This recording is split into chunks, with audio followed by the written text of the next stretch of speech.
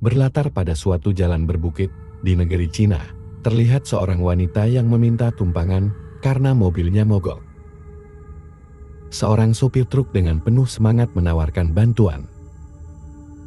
Akan tetapi, wanita itu mengabaikannya karena berpikir si sopir adalah orang yang genit. Tak lama kemudian, seorang pria tampan muncul dan si wanita itu memilih untuk meminta bantuan kepadanya.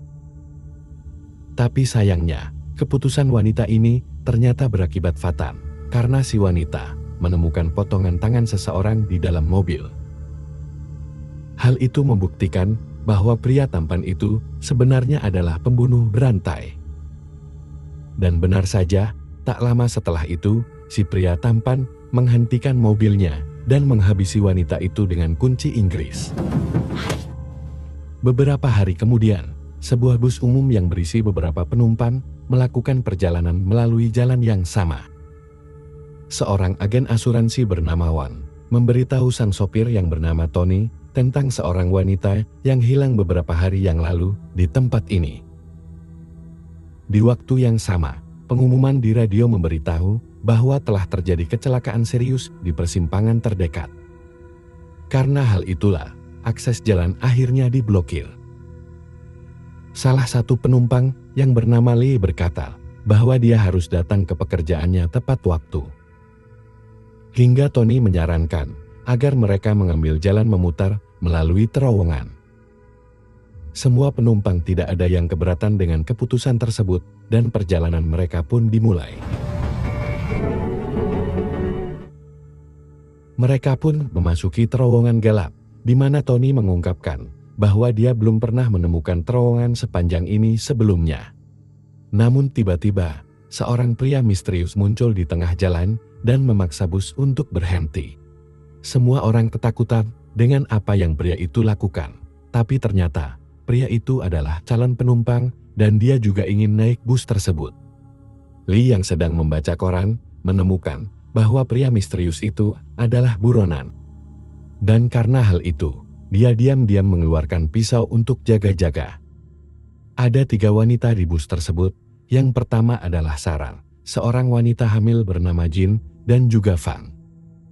Di mana Fang memiliki saudara kembar bernama Park, yang adalah seorang autis, dan dia selalu ada untuk menjaganya. Setelah 20 menit berlalu, bus ini masih berada di dalam terowongan, sehingga Tony mulai curiga ada sesuatu yang janggal. Karena yang dia tahu, terowongan terpanjang di negara ini hanya sepanjang 11 km dan itu saja hanya memakan waktu sekitar 10 menit. Sehingga Tony dan semuanya memutuskan untuk berbalik dan kembali ke tempat asal mereka masuk. Dan dengan sangat mengejutkan, setelah 30 menit perjalanan dengan kecepatan penuh, pintu masuk masih belum terlihat. Tony lantas menghentikan bus dan semua orang keluar untuk memeriksa. Dan tiba-tiba hal aneh pun terjadi, di mana Jin menemukan ponselnya yang secara tidak sengaja dia jatuhkan sekitar 1 jam yang lalu. Ketika semua orang mulai panik, Lee mengambil alih situasi dan memberitahu semua orang untuk tenang. Dia juga memutuskan akan berjalan kaki untuk mencari bantuan. Tapi karena takut tersesat di terowongan, dia ingin mengambil tali panjang untuk navigasi yang lebih baik. Lee akan membawa salah satu ujung tali dan berjalan, sementara ujung lainnya akan dipegang oleh Wan. Pria misterius yang menghentikan bus sebelumnya juga mengungkapkan keinginannya untuk bergabung dengan Lee. Sepanjang jalan, keduanya memperkenalkan diri satu sama lain dan nama pria misterius itu adalah Chen. Namun, dia tidak berbicara tentang pekerjaan atau keluarganya. Setelah beberapa saat, terowongan mulai berkabut dan penumpang yang berada di dekat bus melihat 2 sosok mendekati mereka. Mereka bersiap-siap untuk menghadapi apapun yang menghadang. Tapi yang mengejutkan adalah, sosok itu ternyata tidak lain dan tidak bukan, adalah Lee dan juga Chen. Entah bagaimana, mereka bisa kembali ke tempat yang sama dari arah yang berlawanan. Apalagi saat Wang masih memegang tali, dia secara tiba-tiba harus tertarik cukup kuat setelah Chen melakukan penarikan pada ujung tali yang lain. Atas kondisi inilah, sopir dan para penumpang sadar kalau mereka sudah terjebak di lingkaran setan yang tak berujung. Mau tidak mau, rencana bertahan pun harus dijalankan secara bersama-sama, mulai dari pembagian makanan secara merata, serta melakukan upaya dalam pengambilan keputusan. Kemudian, semua pria sepakat untuk pergi bersama-sama memeriksa terowongan tersebut. Sementara para wanita bersama dua saudara kembar tetap menunggu di dalam bus demi mendapatkan keamanan. Namun sayangnya, semua tidak berjalan lancar. Setelah beberapa menit, seluruh bus secara tiba-tiba tertutup oleh debu. Jintun mulai membangunkan mereka semua, dan pada saat yang sama, para pria juga menyadari peristiwa itu dan dengan segera datang untuk memastikan kondisi dari wanita maupun dua saudara kembar. Sialnya, Tony yang sedang memeriksa stok makanan harus dibikin heran setelah dia mendapati seluruh makanan sudah membusuk dalam waktu yang sangat singkat. Hal ini membuktikan bahwa terowongan tersebut bukan hanya tidak berujung, namun juga membuat waktu bergerak lebih cepat. Saking cepatnya, 1 jam di waktu normal terasa seperti 1 minggu di terowongan ini. Ketika mereka kembali ke bus, peta seluruh terowongan tiba-tiba saja muncul tanpa sebab, seolah-olah ada seseorang yang sengaja menaruhnya. Lee dengan segera menganalisa tempat tersebut, lalu tiba-tiba lampu di terowongan secara mendadak mulai meredup. Anehnya, tiba-tiba Lee menghilang begitu saja. Dengan kondisi yang semakin tidak karuan ini, mereka juga melihat bekas jejak berdarah di sekitar mereka. Hal ini pun langsung membuat Chen mengambil alih, serta memimpin mereka semua untuk mengikuti jejak tersebut. Di sini, mereka sengaja dibawa ke sebuah dinding yang terlihat berlubang. Dan benar saja, setelah dinding itu dihancurkan, mereka pun menemukan sebuah ruangan aneh yang memiliki banyak gambar. Baik itu gambar buronan, potongan tangan, dan sebuah diagram yang menunjukkan jika terowongan ini memiliki cabang yang lain. Atas penemuan tersebut, Chen langsung menyimpulkan bahwa untuk melarikan diri, mereka harus menyeberangi semua cabang terowongan. Dia juga berasumsi bahwa ruang rahasia ini akan menjadi jalan masuk yang mengarah ke terowongan lain. Alhasil, semua orang terus berusaha memeriksa berbagai benda di sekitar demi mendapatkan petunjuk. Tak lama kemudian, Chen pun merobek sebuah kalender yang berada di dinding dan tiba-tiba terlihat sebuah pintu kayu rahasia. Anehnya, baru saja masuk ke ruangan itu, mereka sudah disambut dengan sebuah TV yang menampilkan seorang wanita sedang terperangkap di dalam goa kecil. Tidak hanya di situ, saat memasuki terowongan kedua, mereka kembali bertemu dengan bis yang terparkir persis di titik semula. Bahkan terlihat juga kalau bis tersebut sudah dibaluti dengan kawat berduri. Di dalamnya, mereka menemukan satu kotak mie yang tidak jelas berasal dari mana. Tapi penemuan itu langsung membuat mereka terpecah belah. Setelah Tony berubah menjadi sangat serakah, dia juga menemukan sebuah pistol di salah satu kursi, serta mengancam para penumpang untuk memberi semua makanan mereka kepadanya. Tidak punya pilihan lain, seluruh penumpang pun memilih memberikan makanan mereka daripada mereka dihabisi oleh Tony. Dan karena waktu yang bergerak dengan kecepatan tinggi, mereka semua pun langsung merasa lapar dalam seketika. Keadaan ini perlahan-lahan mengubah kelompok itu menjadi sekumpulan binatang. Salah satu contohnya adalah Sarah yang tidak sanggup lagi menahan rasa laparnya, langsung pergi menemui Tony untuk menawarkan kesepakatan kepadanya.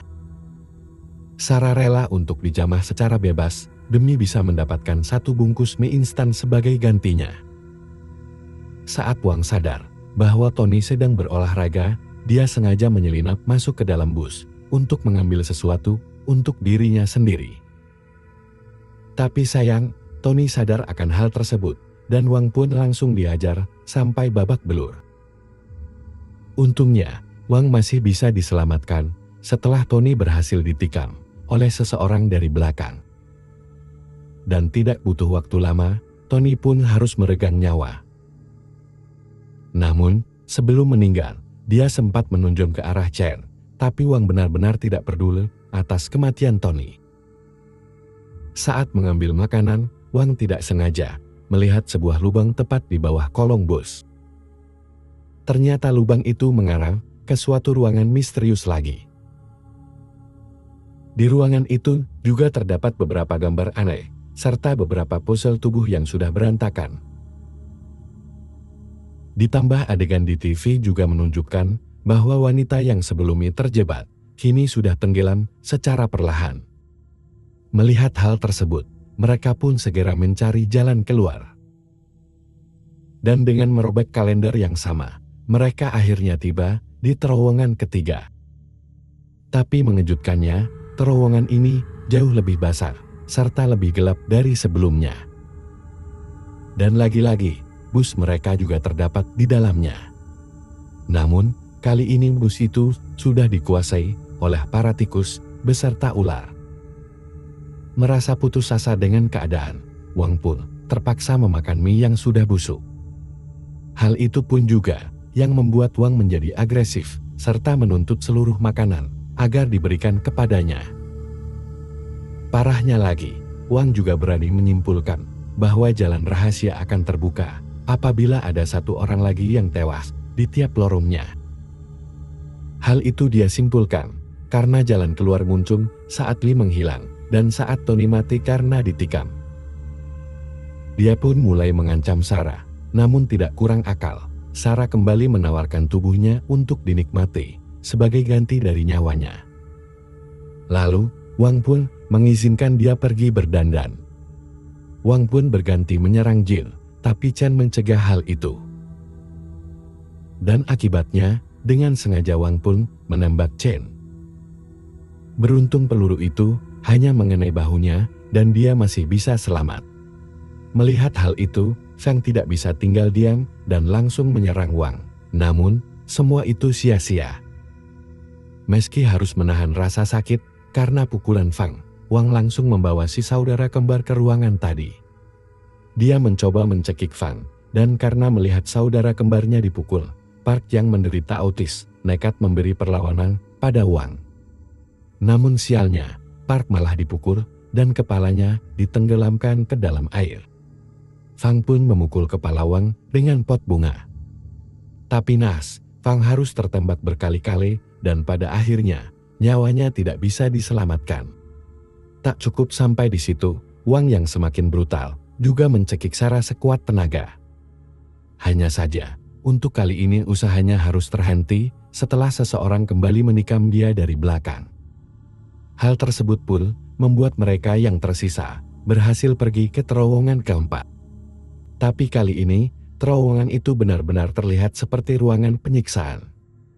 Pada saat itu juga, Jin yang hamil besar secara tiba-tiba melahirkan bayi laki-laki. Sementara itu, Chen dan Sarah bergegas menuju bus untuk memeriksa keadaan. Namun, secara tiba-tiba, Sarah mulai mengalami halusinasi. Dia sengaja pergi ke arah yang berlawanan, serta menemukan beberapa mayat tergeletak di sana. Dia juga melihat sebuah cermin, tapi dia tidak sadar jika ada seseorang yang sedang mendekatinya dari belakang untuk menghabisinya. Kali ini, hanya tersisa 3 orang saja yang masih selamat, yaitu Chen, Jin, dan juga Park. Setelah apa yang terjadi, kebenaran pun akhirnya terungkap. Kecelakaan yang dikabarkan oleh siaran radio di awal film merupakan hasil dari penangkapan si pembunuh berantai yang berusaha kabur saat akan ditangkap. Namun akhirnya, pembunuh berantai itu berhasil ditangkap serta tertembak mati di lokasi. Semasa hidupnya, si pembunuh berantai bekerja sebagai kepala dari insinyur terowongan yang menahan Chen, Bi, dan yang lainnya. Ternyata peristiwa itu bisa terjadi akibat rasa dendam dari si pembunuh berantai atas kematiannya.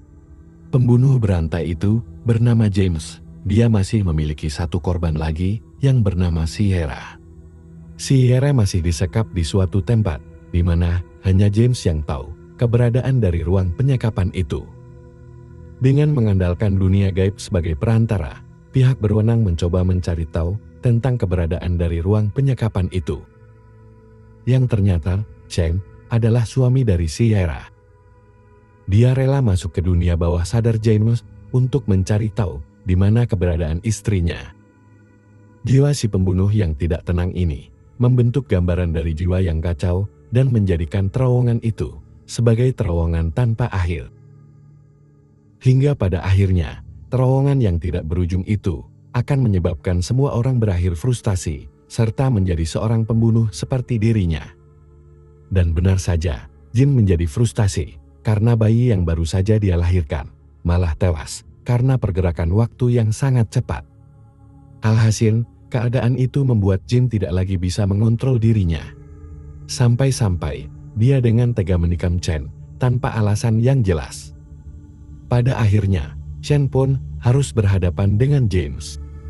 Dan karena James sangat sulit dikalahkan, maka Chen pun berasumsi bahwa jika dia melakukan bundir, maka sosok James akan ikut lenyap. Dan benar saja, setelah nekat mengakhiri hidupnya sendiri, sosok James perlahan musnah. Sedangkan di dunia nyata, James kembali tersadar dan memberitahu tempat di mana Sierra disekap. Pada akhirnya, Sierra berhasil diselamatkan. Tempat penyekapannya berada di dekat sungai yang airnya akan meluap. Pihak evakuasi berhasil menyelamatkan Sierra tepat waktu. Namun sial bagi Chen, karena dia malah terjebak di terowongan tanpa ujung itu selamanya.